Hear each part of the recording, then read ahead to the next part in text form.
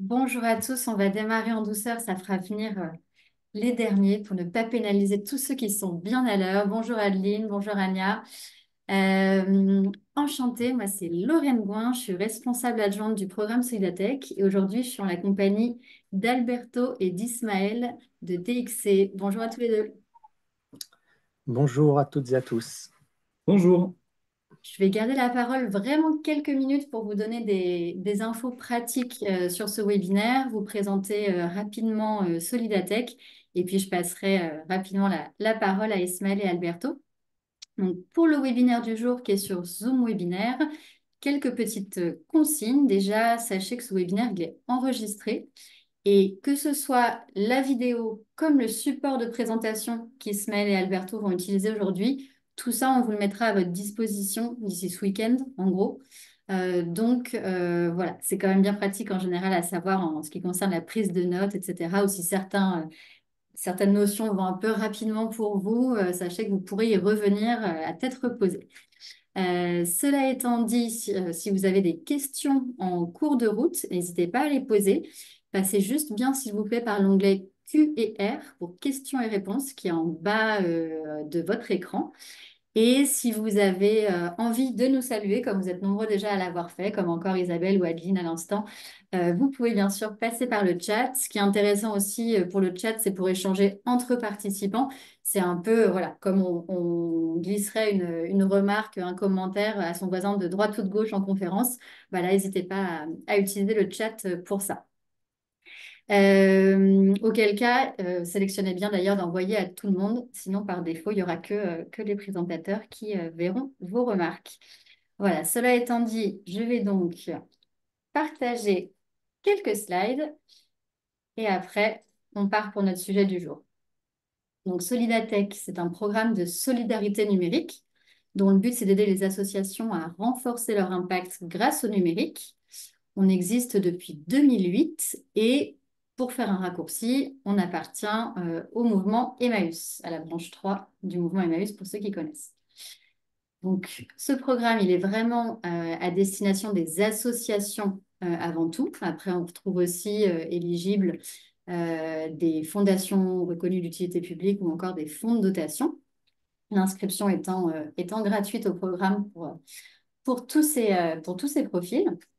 Et puis alors concrètement, comment est-ce qu'on aide les assos en matière de numérique? Par trois biais principaux. Je reviendrai sur les deux premiers dans cette présentation. Donc le premier, c'est de faciliter l'accès des assos au numérique en leur permettant de s'équiper à moindre coût, donc logiciel comme matériel informatique à tarif réduit. Et puis, notre deuxième axe, c'est de vous accompagner dans le développement de vos usages numériques. Alors là, pour ça, vous verrez, on a tout plein de choses à disposition. Et puis, sachez par ailleurs qu'on coproduit, on diffuse régulièrement des savoirs sur la transition numérique des assos.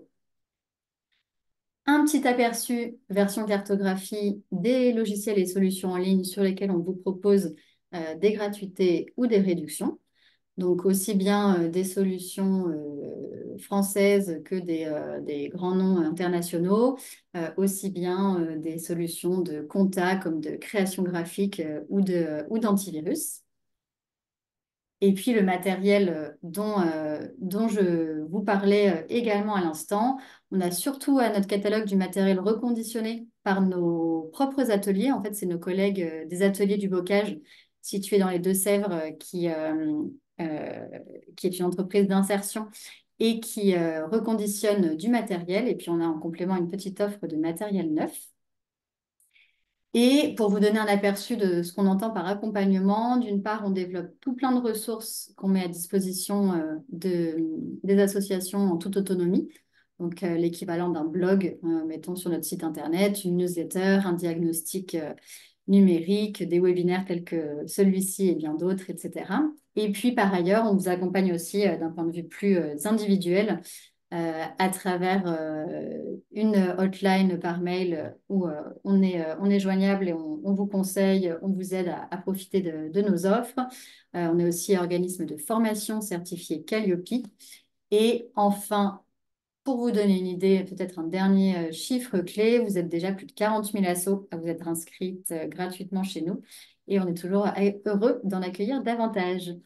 Je vois que entre-temps, certaines personnes sont arrivées, donc je reprends juste deux infos essentielles. Le webinaire, il est enregistré. Vous retrouverez à votre disposition dans notre centre de ressources à la fois le support de présentation et l'enregistrement.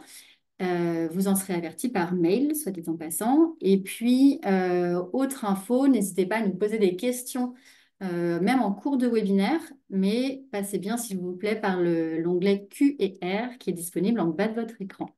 Voilà, cela étant dit, je vais passer la parole du coup à Alberto et Ismaël. Et bon courage à tous les deux pour cette présentation. Merci. Merci, Lorraine. Là, est-ce que vous voyez tous, enfin, vous voyez bien mon écran? Normalement, ça doit être Moi, bon. je le Oui, vois. c'est bon. Ouais. Parfait, Super. nickel. Ah, je t'en prie, Alberto. Merci. Bonjour à toutes et à tous. On va donc commencer le webinaire sur le cloud computing et le secteur associatif. Donc, on va introduire en fait des notions du cloud. Moi, c'est Alberto Armengol. Je suis consultant à la BU secteur public, donc BU pour Business Unit ou département en français. Et on travaille donc avec des clients du secteur public, que ce soit des collectivités territoriales, organismes de protection sociale ou autres. Je travaille aussi avec donc, Ismaël. Ismaël. Enchanté. Consultant, pareil, dans la même BU, secteur public. Aujourd'hui, voilà, donc, moi je suis d'origine espagnole et Ismaël d'origine Marocaine. marocaine. Aujourd'hui au menu, on va avoir donc, le cloud pour se familiariser avec les concepts clés. On a comme il y avait dans l'annonce, on va d'abord commencer par un parallèle avec une pizza. Et donc, on va voir le cloud, les avantages, les applications, et on va sensibiliser en fait aux enjeux du secteur public, mais aussi du monde associatif pour que vous puissiez vous projeter et vous présenter bien évidemment de la technique, la théorie, mais aussi donner des cas qui sont un peu plus pratico-pratiques. Donc, qu'est-ce que c'est que le cloud? Le cloud dans le secteur public et les conseils pour une bonne migration pour vous, pour les associations. Et après, bien sûr, un temps de questions et temps d'échange. Alors, je vais prendre la parole. Alors, on va voir en première partie, qu'est-ce qu'est le cloud? Alors, pour commencer, on va vous décrire qu'est-ce qu'est le cloud. Et pour ça, rien de mieux que utiliser un exemple, la pizza. Donc, nous sommes tous d'accord que pour préparer une pizza, il faut des ingrédients, dans un premier temps. Et ensuite, il faut la préparer puis la cuire. Et ensuite, il faut servir ou la conserver. Donc, pour les ingrédients, on a bien sûr besoin de farine, de levure. Bon, je ne vais pas vous faire toute la liste, mais voilà, de tous ces ingrédients-là, pour un coût total d'à peu près 10 euros. Ensuite, on a besoin de faire la pâte, etc., de la cuire, de la mettre dans le four, donc à peu près 1h20.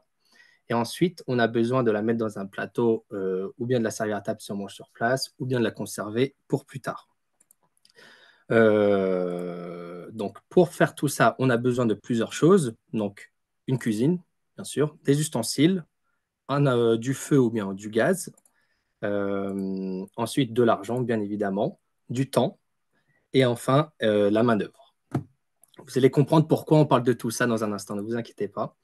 Donc, ensuite, on va désormais voir cela pour l'ouverture prochaine de notre pizzeria.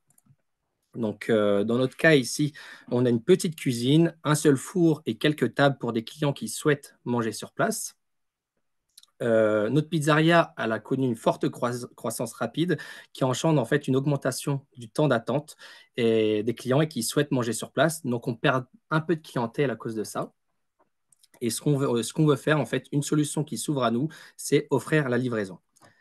Sauf qu'il y a un petit problème qui est de taille quand même, c'est que la capacité maximale de notre cuisine, elle est atteinte.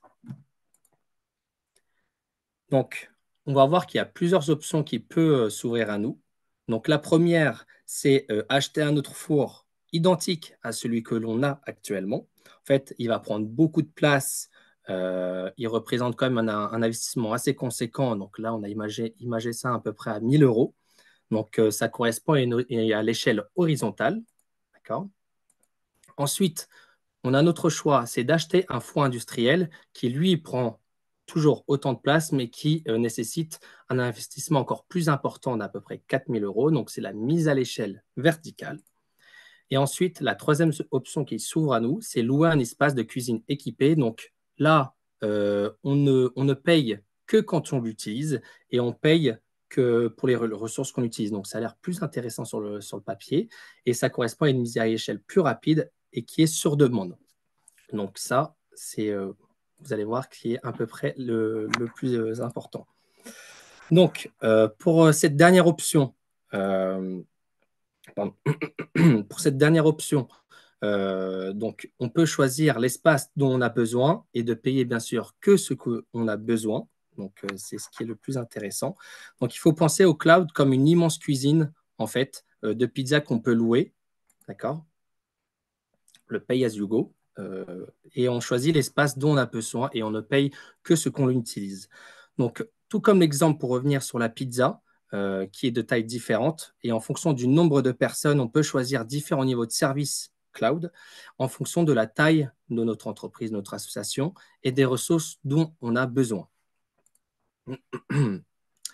Donc ensuite, toujours sur cet exemple, ah pardon, je te laisse Alberto, je te laisse la parole. Merci. Donc, comme vous avez vu, on a introduit la notion de cloud via la pizza. Pourquoi? Parce qu'il faut comprendre qu'en fait, le cloud, on va pouvoir faire comme avec une pizza, on va pouvoir l'externaliser, on va pouvoir le faire à la maison. On va donc parler d'infrastructure. Dans ce cas-là, ce n'est pas une infrastructure de cuisine, mais une infrastructure informatique. Donc, on a plusieurs ressources d'infrastructure informatique. Donc, d'abord, le matériel. Le matériel, comme vous le savez, bah, c'est le matériel que Solidartech peut vous fournir, comme a présenté tout à l'heure Lorraine, et aussi le logiciel, donc tantôt le hardware comme le software, mais on va aussi avoir les données. Les données, aujourd'hui, on a dit, c'est le pétrole du 21e siècle. C'est les bases de données, les fichiers, les images, et en plus, on a la RGPD et on va le voir ça tout à l'heure, qui s'applique dessus. On va aussi avoir le réseau, en fait, toutes les infrastructures réseau, que ce soit le Wi-Fi, que ce soit les réseaux locaux ou les infrastructures sans fil qu'on va utiliser, communes ou pas, là où on est dans les bureaux. On a aussi dans l'infrastructure informatique le personnel, peut-être vous en faites partie, donc des administrateurs système, des développeurs, des opérateurs, etc. On va aussi avoir forcément cette infrastructure qui est alimentée par l'énergie électrique.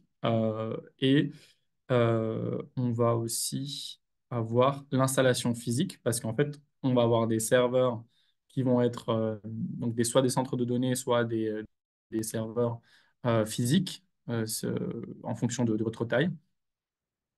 Et puis aussi le service, c'est-à-dire vraiment le côté un peu plus IT, donc technologie de l'information, avec tout le métier qui va avec, sauvegarder de données, la sécurité informatique, le support technique, etc.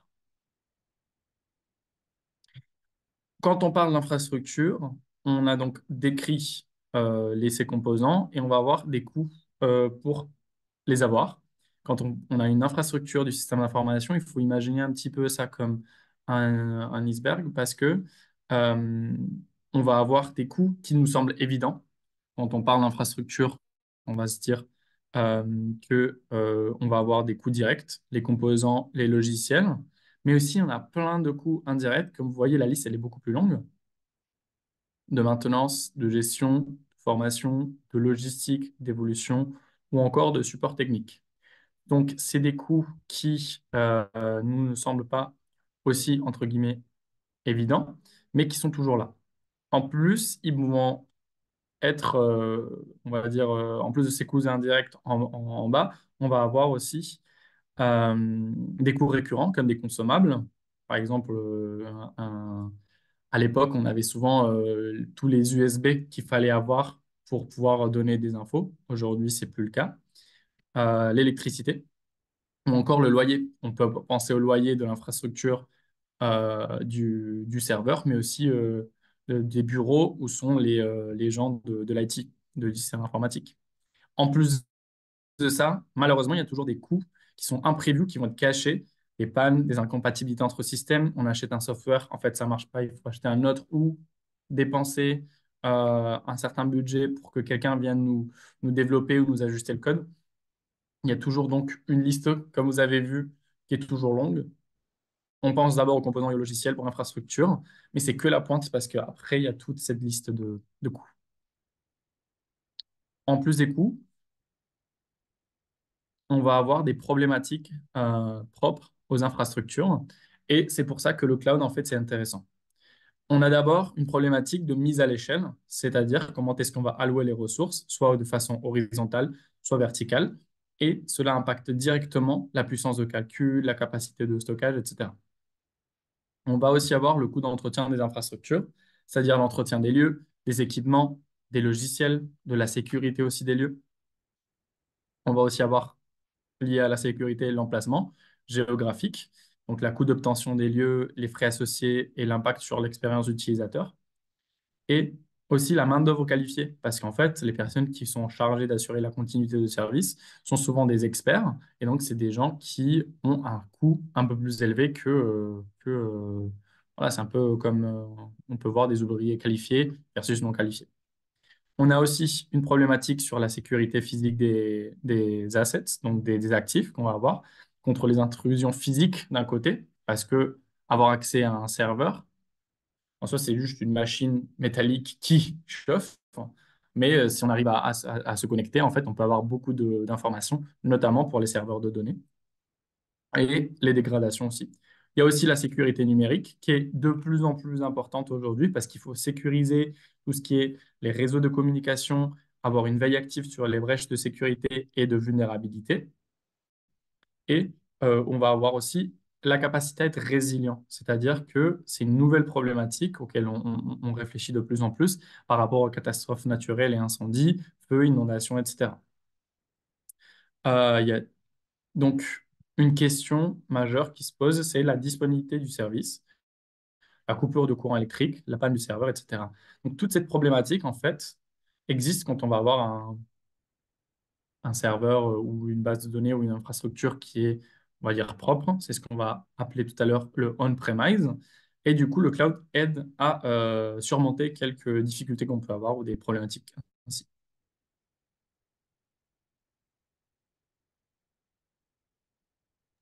Alors, je vais reprendre la parole. Alors, toujours sur l'exemple des pizzas. J'aime bien les pizzas. Donc, on a 4 possibilités qui engendrent notre responsabilité. Attendez. Pardon, attendez. Mon ordi bug un petit peu. Pardon, parce que ça bug un petit peu. Donc, louer des ressources et partager les responsabilités. Donc, au lieu d'avoir à acheter, entretenir vos propres serveurs et équipements de réseau, donc vous pouvez louer de l'espace dans les centres de données, donc data center, du fournisseur cloud, qui sont comme de grandes cuisines de pizza, donc comme je disais toujours sur l'exemple des pizzas, avec de nombreux fours, ustensiles, ingrédients, personnels, etc. Ça ressemble un peu à la photo de droite. Donc, ces centres de données, ils sont gérés par ce fournisseur cloud. Donc, vous, en tant que personne qui souhaite accéder au cloud, on n'a pas à se soucier de tout cet entretien de l'équipement ou de sa mise à niveau lorsqu'une nouvelle technologie sort. Donc, c'est ce que je rejoins un peu ce que disait Alberto tout à l'heure. Il y a tout cet aspect-là, en fait, que nous n'avons pas à gérer, car c'est géré directement par ces fournisseurs cloud. Donc, toujours sur l'exemple des pizzas, donc on a 4 possibilités qui engendrent notre responsabilité. Donc, vous allez le voir, ça va être écrit en violet, ou bien la responsabilité du vendeur. Donc, ça sera en gris. Donc, tout préparer à la maison. Donc là, en violet, comme je disais, c'est tout ce qui relève de notre responsabilité. Donc là, dans ce cas-là, tout est à notre charge. Donc, que ce soit les boissons extraits, le four, etc. Ensuite, il y a le choix de la pizza surgelée, où là, on restreint un peu plus certaines choses, comme par exemple tout ce qui est garniture, etc., où là, tout ça est déjà prêt, donc on n'a pas à s'en soucier. Ensuite, le troisième choix possible, c'est la livraison à domicile. Donc là, on restreint encore plus un petit peu parmi tous ces choix, où là, on a à gérer qu'une seule chose, c'est-à-dire chez nous, la table où on va manger.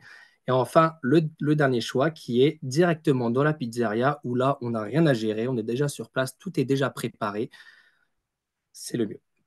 Donc là, comme disait tout à l'heure Alberto, le on-premise, c'est donc sur place physique, donc c'est le premier choix. Et ensuite, il y a le IaaS, PaaS, SaaS. C'est des termes que vous connaissez peut-être pas, mais on va le voir tout de suite, donc en détail, ce que ça veut dire, etc. Donc, ces trois services, ces trois modèles sont dans un premier temps l'infrastructure as a service, donc IaaS, qui fournit aux utilisateurs des machines virtuelles, du stockage et des ressources de réseau pour qu'ils puissent utiliser pour construire leur propre application. Ensuite, on a le PaaS qui correspond à Platform as a Service, où là, ça fournit une plateforme pour développer, tester et déployer des applications. Le dernier, SaaS, pour Software as a Service, qui fournit des applications logicielles aux utilisateurs via Internet. Donc, on en connaît tous certains, comme par exemple Gmail, Office 360, etc. Donc, ça, c'est les trois modèles vraiment du cloud où, en tant que futur utilisateur, peut-être, on a le choix. Donc, c'est ces trois choix-là qui existent. Et je laisse de nouveau la parole à mon cher Alberto. Et du coup, qu'est-ce que ça veut dire de façon un peu plus, on va dire, technique? On va retrouver en fait la même matrice de responsabilité que pour une pizza. Si on fait à la maison, on va devoir être là, on va devoir euh, mettre le four, mettre le, la, la surface de travail, etc. C'est le on-premise. On est sur site. Qu'est-ce qu'on va trouver sur site? Là, on va rentrer un petit peu dans le détail. On va trouver les applications, on va trouver les données, on va trouver le runtime. Le runtime, pour ceux qui ne sont pas familiers avec, c'est ce qu'on appelle l'environnement d'exécution. C'est en fait c'est un logiciel euh, qui est responsable de l'exécution de programmes informatiques pour que, on va dire, ça se déclenche de façon logique et que les logiciels marchent bien. On va trouver le middleware. Le middleware aussi, terme anglais, mais tout simplement, ça veut dire le, le logiciel qui est une passerelle. C'est-à-dire, quand on est sur un site web, souvent quand on voit le HTTPS double slash sur Facebook, en fait, on voit jamais le serveur directement, on voit juste l'information. C'est ce qu'on appelle un web service. Donc, ça passe par un middleware. C'est juste un logiciel qui est au milieu entre la plateforme d'accès et le serveur. On va avoir bien évidemment le système d'exploitation. C'est le système qui permet d'exploiter le SI en tant que tel. La virtualisation, c'est-à-dire la virtualisation des serveurs, c'est-à-dire qu'on va pouvoir voir quand on rentre sur notre explorateur de fichiers et on voit le on-disk et on voit qu'on a 99 gigas sur 150 disponibles. Ça, c'est de la virtualisation. On a donc les serveurs. On peut soit les voir virtuels, soit voir vraiment les données en code directement. On a aussi les informations sur le stockage et sur le réseau. Donc, comme on vous avait vu, ici, on gère tout. On fait une pizza maison pour le SI.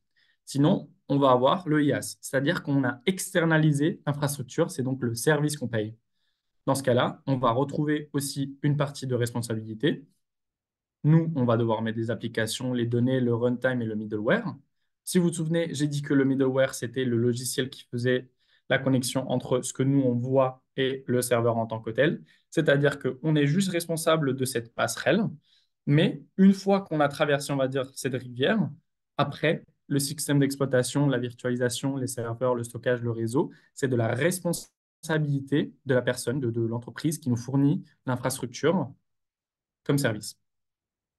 Ensuite, on a donc la plateforme comme, comme service. Là, on a encore plus réduit notre responsabilité. On va avoir uniquement l'application et les données qui sont de notre responsabilité, ce qui est logique parce qu'on va utiliser une plateforme avec nos applications et nos données. Et donc, on va être voilà, beaucoup plus limité en termes de responsabilité parce que même la passerelle, comme le runtime, on peut le voir un peu comme un feu, comme un feu de trafic en fait, qui nous dit quand est-ce qu'il faut passer. Ça va être responsable de la personne du service de plateforme. Et du coup, après, on va avoir le SaaS, le logiciel en tant que service. Ismaël a donné des très bons exemples. Gmail, on a juste à rentrer et le reste, c'est eux. C'est eux qui vont gérer les données, c'est eux qui vont gérer les applications. On n'a rien à faire, on est juste utilisateur. Le fameux terme user en anglais, on voit un peu partout dans les systèmes d'information. Donc on a cette identité numérique en tant qu'utilisateur parce qu'on est souvent dans SaaS. Donc, on va voir après Comment? On a des solutions. Tu peux les mettre les quatre normalement si tu fais quatre clics, comme ça on les verra, ça sera plus clair. On va avoir en fait plusieurs façons de comprendre le cloud parce que ce qui est bien avec le cloud, c'est qu'il est flexible et on a beaucoup d'options. En haut à gauche, on va voir le cloud public. C'est donc des applications, des données qui sont hébergées sur des serveurs externes qui sont gérés par un fournisseur de services cloud. Si je parle de cloud public, je pense qu'on a si on fait tous partie du club iPhone, on a 5 gigas de iCloud qui sont offerts, de cloud public, qui sont hébergés directement et qui sont accessibles via Internet. On va avoir de l'autre côté le cloud privé, et donc qui sont gérés donc, par l'entreprise elle-même, mais sur des serveurs privés. C'est pour ça que si vous êtes connecté souvent via un VPN, on est dans un réseau privé, mais avec du cloud et pas une infrastructure on-premise, donc sur site. On-premise, ça veut juste dire sur site anglais. Euh, Comme on le voit ici en bas à droite. Et donc, c'est des applications qui sont stockées et hébergées dans des serveurs internes. C'est-à-dire l'image classique du film d'action où il y a un petit peu de numérique dedans et il y a le hacker qui, en fait, vu qu'on n'a plus branché un USB, il est connecté à son PC, ben, il a hacké vraiment le on-premise. Et après, on va avoir, donc dans le schéma, il y a aussi le réseau local client, c'est-à-dire vraiment à l'ancienne, le plug Internet qu'on a sur site. Et donc, on a la possibilité de faire du cloud hybride, c'est-à-dire une combinaison entre du public et privé, selon les ressources et les besoins de l'entreprise ou aussi de l'association. Et ces besoins, souvent, sont marqués par le type de données qui va être hébergé, parce qu'on va avoir des données qui sont sensibles ou pas. Et ça, on va le voir plus tard avec le RGPD.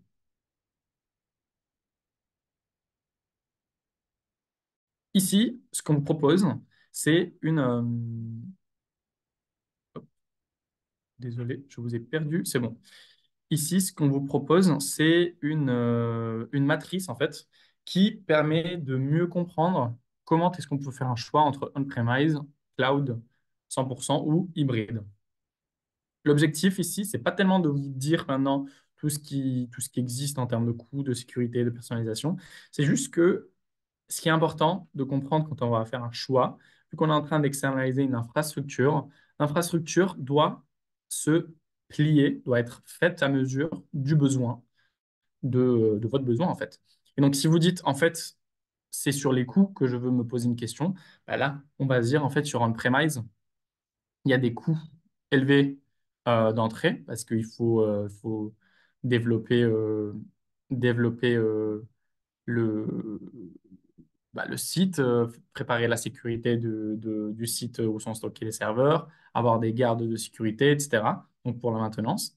Alors que pour le cloud, vous avez bien vu, ça prend, je pense, 1 minute et demie d'ouvrir un compte Gmail, par exemple. Si vous avez réclamation association, enfin, point association @gmail.com. C'est un faible coût d'entrée et des coûts d'exploitation qui peuvent être variables en fonction de si, par exemple, vous voulez augmenter les gigas stockables dans le mail.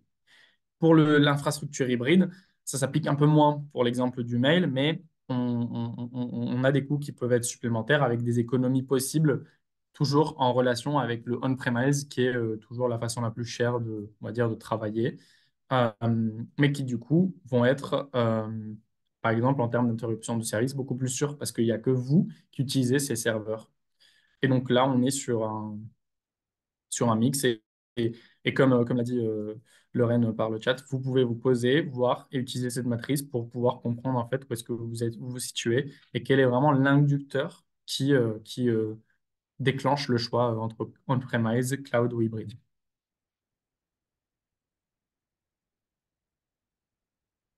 Donc, une fois qu'on a vu le cloud, on va essayer de rentrer un peu plus dans le détail et de façon un peu plus concrète avec le secteur public. On va d'abord poser les acteurs. Quand on comprend un environnement ou un système, il faut toujours commencer par les acteurs. Il y a d'abord les acteurs qui vont impulser les réformes et le changement. C'est les acteurs qui déclenchent la transformation. Dans ce cas-là, ça va être dans le secteur public les acteurs institutionnels. Sauf qu'ils ne sont pas seuls dans cet écosystème parce qu'il faut aussi une technologie. Ça va être des acteurs privés, en fait, qui vont être ceux qui vont donner, en fait, faciliter la technologie pour pouvoir changer, en fait, la technologie. Donc, c'est eux qui donnent les moyens technologiques. Ensuite, on va avoir les usagers, donc le user, les utilisateurs aussi. Et donc, c'est les acteurs qui ont besoin du service. Dans le cas du secteur public, c'est donc les citoyens. On va passer ensuite, une fois qu'on a mis ces acteurs, on va passer à la partie un peu plus purement réglementaire. C'est la régulation et les acteurs institutionnels du cloud dans le secteur public français. Et pourquoi est-ce que c'est intéressant de passer une petite minute dessus? D'abord, il faut comprendre que le RGPD, donc c'est le texte de référence européen en matière de protection de données personnelles en Europe, s'applique donc pour les données et les données sont toujours stockées dans un serveur, comme on a dit. Toute organisation qui va traiter de données personnelles est susceptible, enfin, sous cette loi et elle doit être répondre aux conditions que le règlement demande d'appliquer. On vous a rappelé ici la donnée personnelle. C'est une information qui se rapporte à une personne physique identifiée ou identifiable.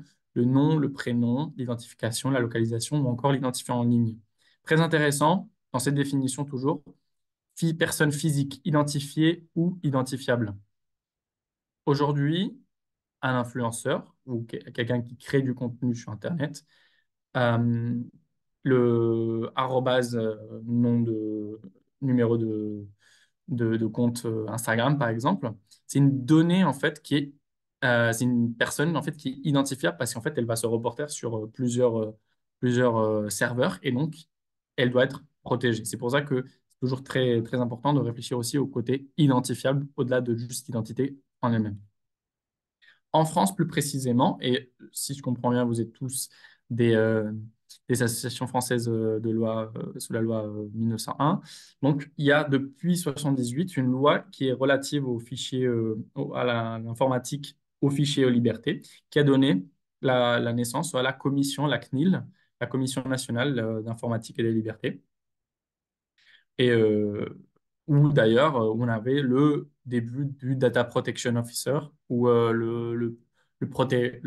l'agent en charge de la sécurité des données, qui aujourd'hui est présent dans tous les organismes du secteur public français. Et aussi, j'imagine que vous, en fonction de votre taille, vous avez l'obligation d'en avoir un ou pas. Donc, quand le RGPD est venu, en fait, on a modifié les dispositions relatives à l'application de la CNIL, parce qu'en fait, c'est le côté supranational des règlements européens qui s'applique d'abord, et ensuite le national. Et donc, en fait, il y a une marge de manœuvre qui est autorisée par le RGPD, et c'est là où la CNIL va rentrer. Euh, Ensuite, on va avoir un acteur très important à connaître, c'est la direction interministérielle du numérique. C'est pourquoi c'est important pour vous? Pas parce que vous êtes directement touché par ces activités pour la transformation numérique et va développer les ressources partagées, mais c'est du réseau interministériel. Mais c'est parce que en fait, c'est elle qui va être en charge souvent de vous donner notamment data.gouv. Je ne sais pas si vous connaissez, mais en fait, vous allez avoir plein de données disponibles. Et donc, in fine, ce qui est très intéressant pour vous, c'est que vous n'avez même pas besoin en fait, de stocker ou de produire euh, un étude sur X données des écoles. Je ne sais pas s'il y a des gens qui travaillent avec des écoles ou par exemple l'enfance, etc. On va avoir en fait directement les données sur le data.gouv, où vous avez aussi plein de softwares qui sont disponibles je crois que ça s'appelle beta.gouv. En tout cas, vous rentrez dans la page web du programme de TechGouv et en fait, vous allez avoir vraiment une panoplie de ressources et d'outils digitaux à votre disposition. Dernier acteur que je présente pour la régulation, c'est l'ANSSI, ANSSI, c'est l'Agence nationale en matière de sécurité et de défense des systèmes d'information. Et donc, en fait, c'est elle qui a une veille active sur la détection, l'alerte et la réaction aux attaques informatiques. Là, je crois que c'était il y a 2, 3 mois, non, qu'on a eu un piratage de données MSA, jeune de mémoire, maladie agricole, je crois, Et du coup, ben, en fait, c'est eux qui en fait, se sont rendus compte avec du coup, les responsables sécurité MSA. C'est un peu le bureau d'intelligence côté système d'information.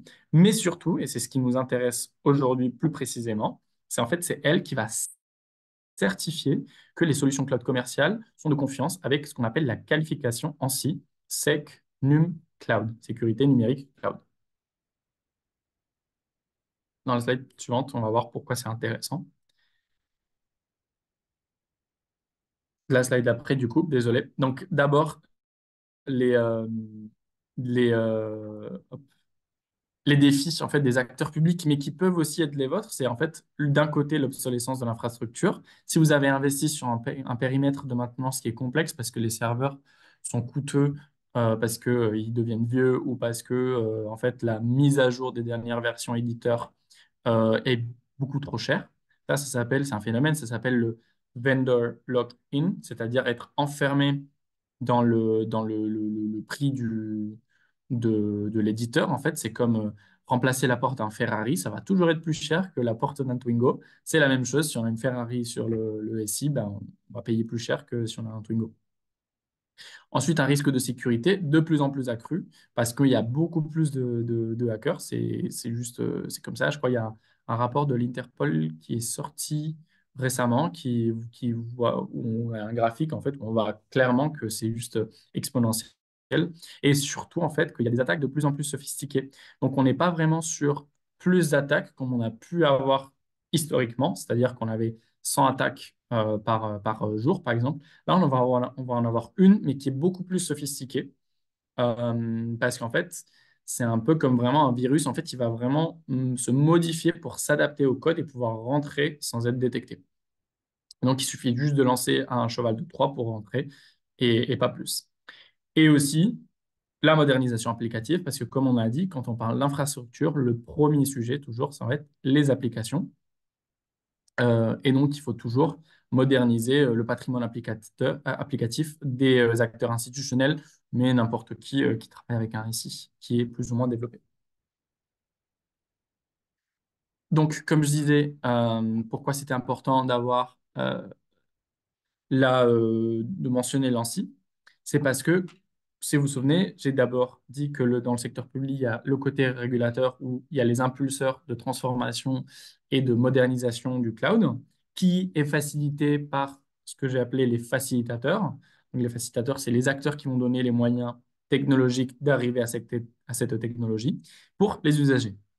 Dans le schéma ici à droite que vous voyez, vous allez voir qu'il y a je vais dire une position un petit peu épineuse des GAFAM, Google, Amazon, Facebook, non, Google, Amazon,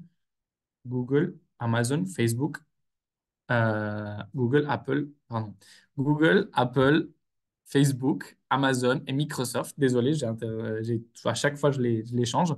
Mais l'important, c'est que ces sociétés, en fait, qui sont, euh, qui sont américaines. Et donc, en fait, on s'est rendu compte que aujourd'hui, pour arriver à avoir un cloud, on passe par des technologies américaines sous licence européenne.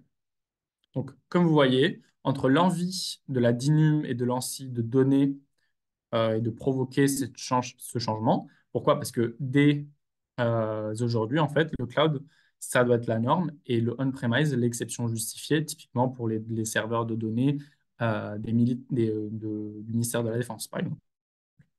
On a une vraie stratégie cloud aujourd'hui en France. C'est un des premiers pays à le faire en France. Et donc, on a étudié le marché en trois types de solutions cloud en attendant la possibilité d'avoir un vrai cloud souverain où, en fait, vous, en tant qu'association française, vous n'auriez pas de souci à utiliser le cloud. Je m'explique.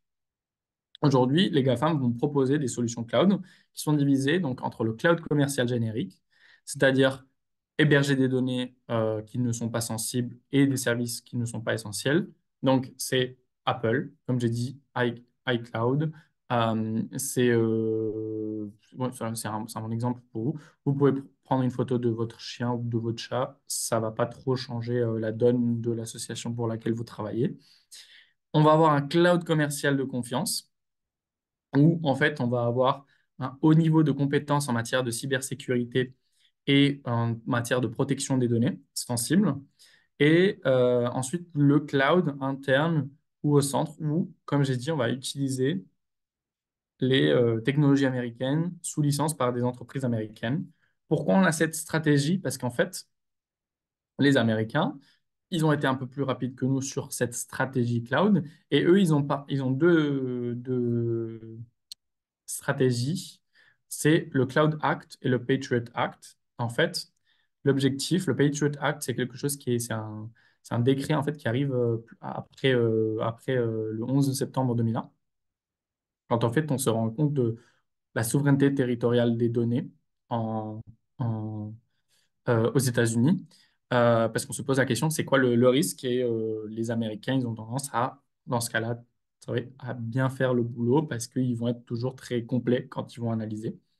Et donc, on a fini par proposer le Cloud Act, qui en fait, pour les Américains, pose aucun problème parce que eux, ils ont une technologie américaine exploitée par des entreprises américaines pour des citoyens américains.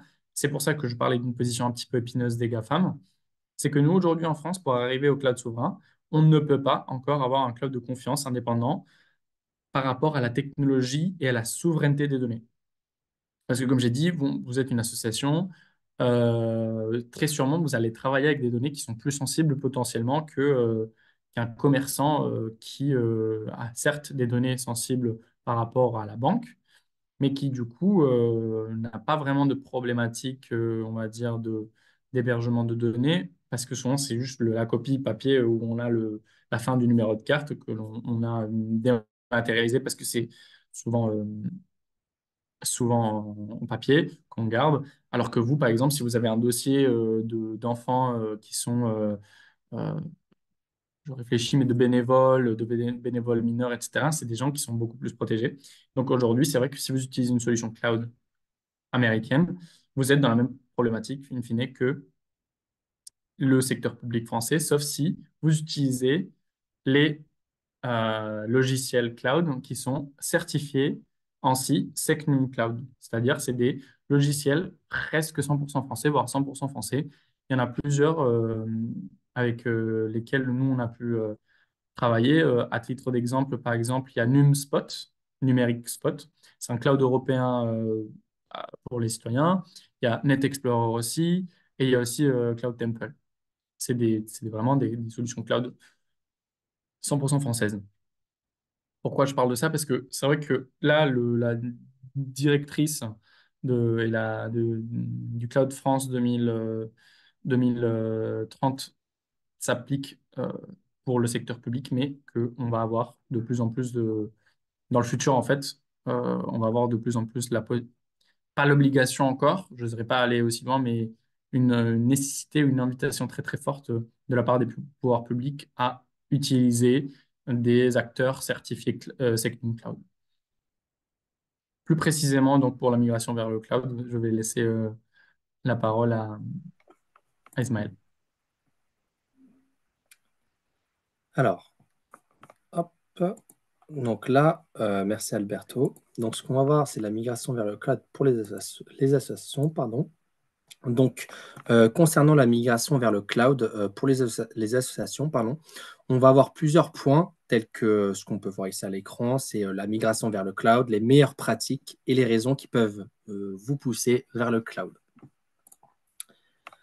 Alors, pourquoi les associations devraient migrer vers le cloud? Eh bien, il y a 4 raisons essentiellement, mais également tout ce qu'on a pu vous dire auparavant. Donc, l'efficacité des coûts, donc avec une baisse des dépenses d'infrastructure grâce à la tarification à l'usage, donc c'est ce qu'on vous a expliqué au tout début. Les associations peuvent allouer davantage de ces ressources pour les projets associatifs lui-même et le terrain. Donc ça, c'est la première raison. C'est vrai que vu que, comme on l'a dit auparavant, le coût sur site est plus élevé que le cloud, ça peut éventuellement aider les associations à mettre cet argent-là qui a pu être dépensé sur les serveurs sur site ailleurs, comme sur le terrain, etc. Donc, la deuxième chose, c'est la scalabilité et la flexibilité. Donc, l'association de ressources à la demande et la capacité à s'adapter aux besoins qui changent, surtout, et qui permettent aux associations de croître sans être limitées par les contraintes par les contraintes de l'infrastructure physique. Donc ça, c'est aussi une bonne chose à bien se mettre en tête. Ensuite, le troisième point, c'est la collaboration et la communication améliorée. Pardon.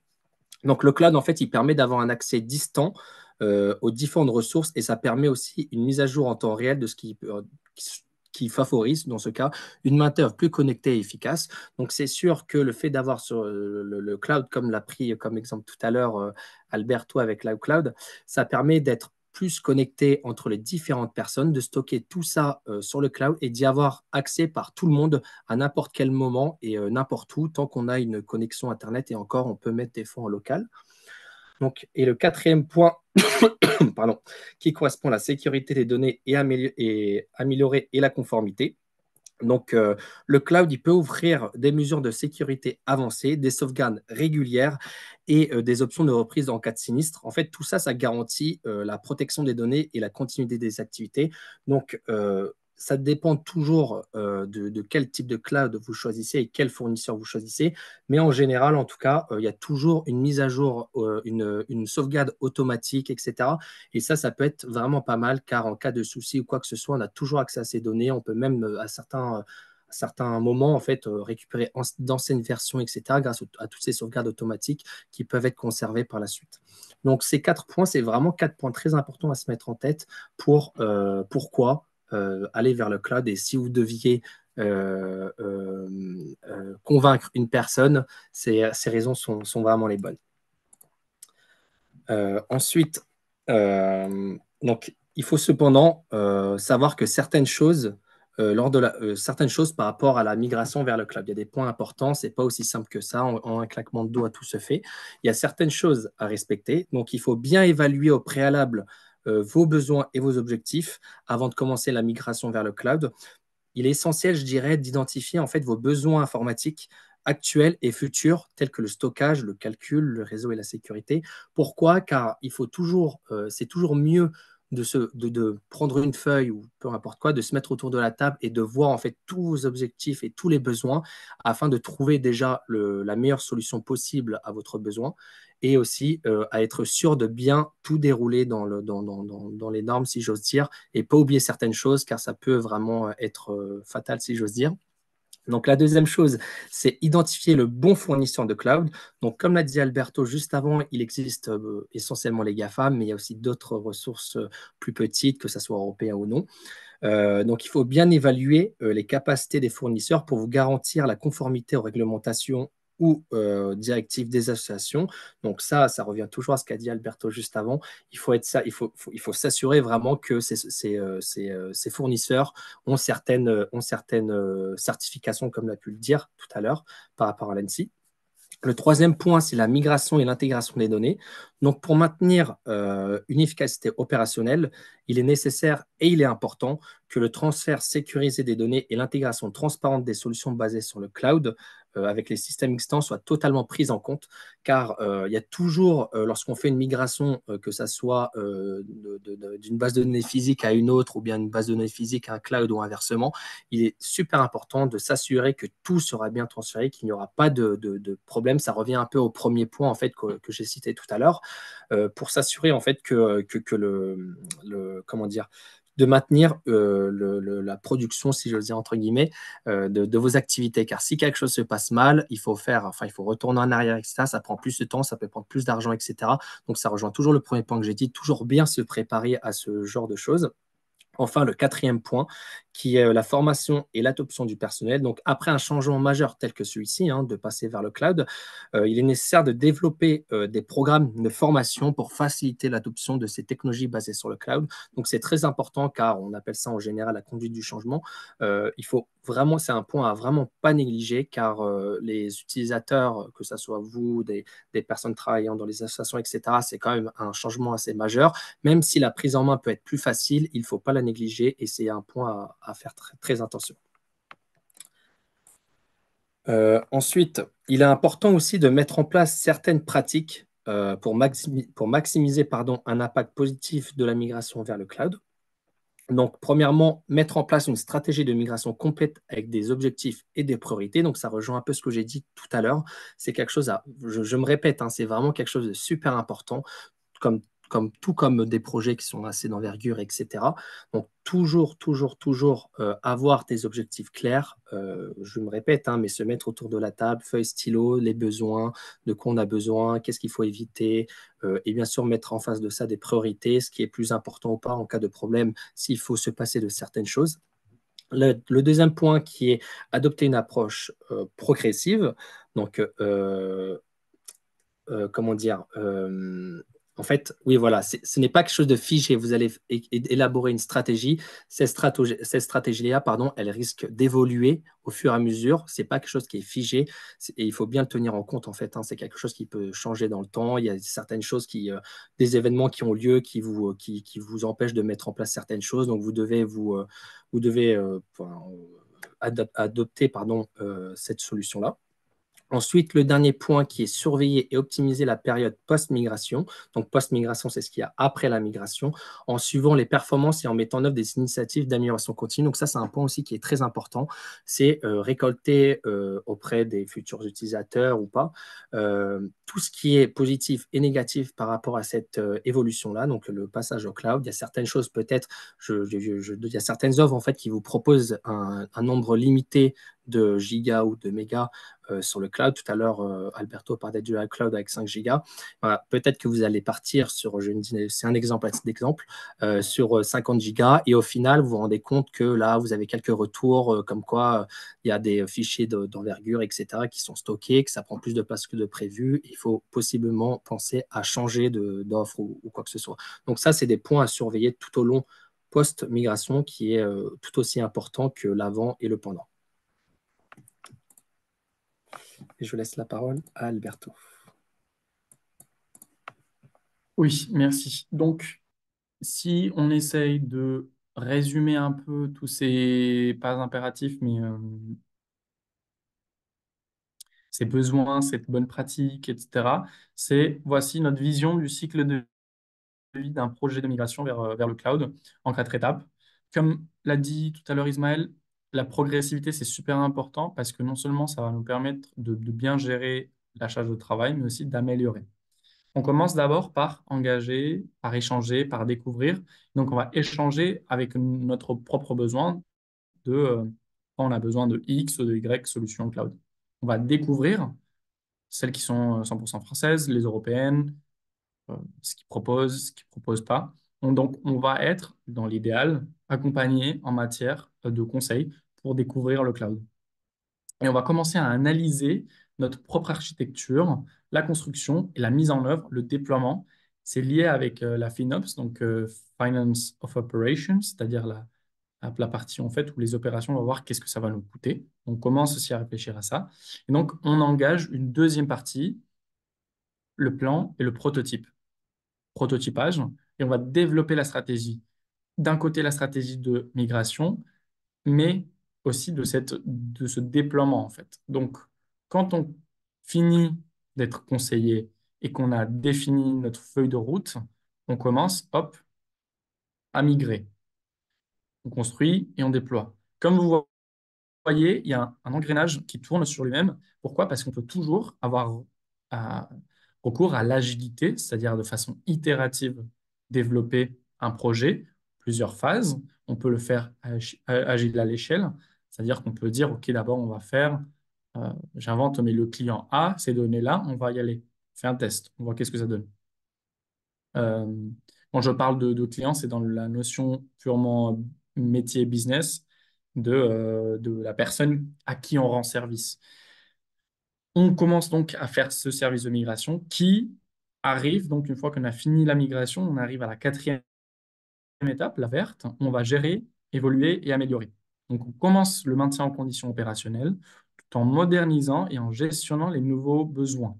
Donc, comme vous voyez, on intègre, c'est la troisième étape, de cette, on va dire, trajectoire. Il y a les étapes en haut, après il y a la trajectoire. Donc, troisième point de la trajectoire, c'est l'intégration et on commence à gérer nos services. C'est ce que disait tout à l'heure Ismaël. Donc, comme ça, vous avez un panorama chronologique de ce qu'il faut faire. Et on a 5 minutes pour pour les questions. Oui, Parce que là, on a merci fini. beaucoup Alberto comme Ismaël. Je vous ai en effet laissé déborder tranquillement sur le timing parce que je voyais qu'on avait relativement peu de questions. Donc, valait mieux que vous preniez bien le temps d'expliquer tout ce que vous aviez à nous partager. Je pense que nos associations étaient bien concentrées sur ce sujet technique et qu'elles vont apprécier pouvoir retrouver la rediffusion comme le support qui est très riche à tête reposée. Merci beaucoup déjà. Une première question, alors qui est pas forcément la plus évidente, je pense, à laquelle apporter une réponse et en même temps qui est souvent le nerf de la guerre et de la préoccupation, c'est est-ce que vous pourriez nous donner une idée des coûts que cela représente d'être sur le cloud aussi, alors selon, je pense, la quantité de données ou le nombre d'utilisateurs de l'assaut. Je sais pas qu'est-ce que vous pouvez utiliser comme référentiel. Mais je pense que la question portait pas tant sur l'action de migration que vraiment sur au mois le mois, une fois que ça tourne, quoi. En termes de coût d'une migration, c'est ça? Non, Euh, justement, pas de la migration en elle-même, vraiment de chaque mois. Je sais pas si l'assaut fonctionne déjà, désormais sur le cloud, qu'est-ce que ça peut représenter. Et c'est là où c'est moi qui rajoutais, comme je sais pas si vous pouviez avoir comme référentiel les quantités de données ou le nombre d'utilisateurs. Enfin, je oui, oui, là pour le coup, pas. ouais. Là, en soi, j'ai pas une réponse où je vais vous donner un cran de voilà, ça va vous coûter tant ou tant, mais c'est plutôt afin de préparer le budget prévisionnel, on parle, quand on parle de cloud, on parle d'externaliser le service d'infrastructure. Donc l'objectif, moi ce que je ferais, sachant que du coup je connais pas, c'est comme on a vu, côté acteur, c'est qui est embauché aujourd'hui en termes d'infrastructure et pourquoi. Donc rôle et un acteur, c'est-à-dire on a à 30% le responsable IT qui gère l'infrastructure parce qu'on a toujours des problèmes, machin. Donc en fait, dans les faits, dans le mois, on dit, OK, en fait, 30% de son salaire brut est aujourd'hui alloué à l'infrastructure. Donc on sait qu'on a ce coût qui est fixe, l'électricité, etc., etc. Donc je ferai une liste de tout ce qui touche à l'infrastructure et je dirais en fait qu'est-ce que ça représente dans le budget total. Si ça représente, je dirais, plus un tiers, je dirais pourquoi pas en fait louer et dire en fait pour le même prix presque, je réduis mes responsabilités. Si vous vous souvenez, on avait de moins en moins de responsabilités. Si on était en premise, c'est-à-dire sur site, ensuite on avait l'infrastructure, ensuite on avait la plateforme et après le software. Là, je dirais en fait, même pour le même prix, si on a moins de responsabilités et moins de choses à faire, ça permet à la personne, à la ressource employée pour l'infrastructure de mieux gérer son temps, à faire d'autres choses, améliorer, etc. Donc, je commencerai d'abord par ça. Ok. Alors, en parallèle, je pense que une question en amenant une autre, finalement, on a des questions plus de questions que je n'entrevoyais qui défilent. Donc, vu l'heure, je me doute que certains vont devoir partir exactement dans une minute pour une autre réunion ou que sais-je.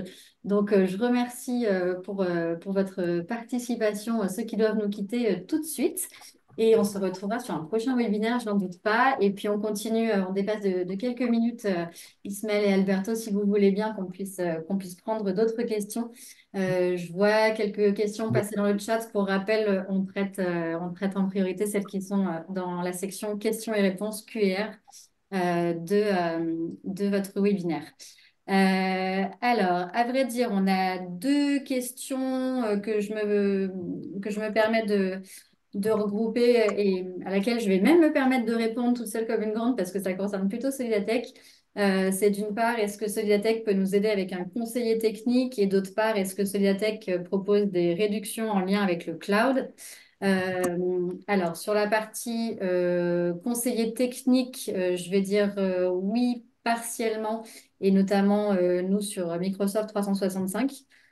Donc, tout dépend voilà, de vos attentes, etc. Après, on n'est pas nous-mêmes des techniciens chez Solidatech. Donc, voilà, rien ne vous empêche de nous contacter à contact@solidatech.fr et puis avec toute l'honnêteté du monde, on vous dira si on peut vous aider aussi, ça dépasse nos capacités.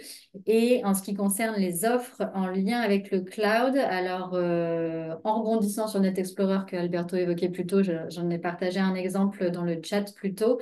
Mais plus globalement, vous pouvez filtrer notre catalogue de solutions en ligne sur le filtre qui s'appelle partage de documents slash cloud. Et vous verrez qu'on a des offres avec AWS, Net Explorer, Microsoft 365, voilà, et d'autres solutions encore. Et on propose aussi des services de migration à tarif réduit pour les assos et des formations à certains outils, usages, etc. Donc, voilà, je vous laisserai aller creuser davantage là-dessus. Euh, une autre question, alors, d'Isabelle qui demande, peut-on utiliser une base de données Access sur le cloud, utilisable par plusieurs personnes, mais sans que ça ne se fasse dysfonctionner les relations entre les tables et les fonctions et les macros utilisés? C'est une Il, question. il me semble que oui, hein. Enfin, je peux pas Alors, répondre vraiment en détail, mais il me semble que j'en ai déjà vu. En tout cas, si oui, c'est des bases de données Access sur le web, il me semble pratiquement oui que c'est je suis sûre, ça fait partie de la suite Microsoft 365. voilà. Hmm. Donc, Normalement, oui, il n'y a pas de souci par ouais. rapport à ça. Exactement. Donc oui, Isabelle, hop, ça on a répondu également. Après, bon, il y a des questions qui sont très spécifiques sur certains outils. Je vais prendre en priorité celles qui peuvent peut-être concerner le plus de monde. Euh, Question de François sur, et c'était pas le seul d'ailleurs, sur les solutions françaises, etc. Vous pouvez reparcourir le chat. Alberto, comme même certains participants, c'est sympa, ont donné des idées. Donc, vu le timing, on n'y revient pas, mais regardez bien le chat.